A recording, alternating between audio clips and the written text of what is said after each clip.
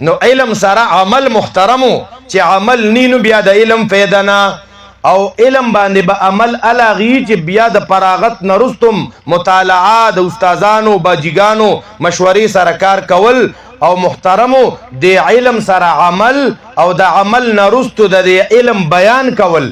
په دې وجه امام رازی رحمت الله علیه تفسیر کبیر کې ذکر کوي چې د حکمت معنی دا العلم والعمل والبیان. بس دا خبره یاد کړئ نو کیسه ختمه. علامہ رازی رحمت الله علیه تفسیر کبیر کې وای حکمت دی ته وای کله کله هم حکمت دی ته وایو کنه چې یو ځای کې په خلکو کې سود دی ګناونه دی او رسمونه رواجونه دی الیکه ځان پښپېلې کده خلک خپه نشي دا مچېړه دی ته حکمت نوم ورکو کنه رد منکر مکوا. امام بخاری خو په هر باب کې رد منکر کړي. کله وی دلته کې د دې باب مقصد دی رد جهمیو، کله وی د دې باب مقصد دی رد معتزلو، کله وی رد کرامیو، کله وی رد جبریو.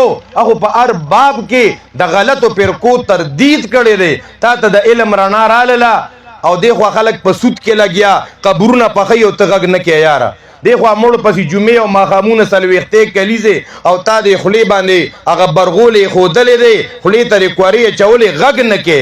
نه محترمو دی وایي زه دا حکمت نه کارلم. دا حکمت نه دی، دا مداهنت دی. دا څه دي محترمو؟ دا مداهنت دی، دا کتمان حق دی، دا کار د یهودیت دی. نو حکمت دی ته وایي العلم والعمل والبیان. حکمت څه ته وایي؟ علم پاغي عمل کول بیا داغي دعوت او تبلیغ کول.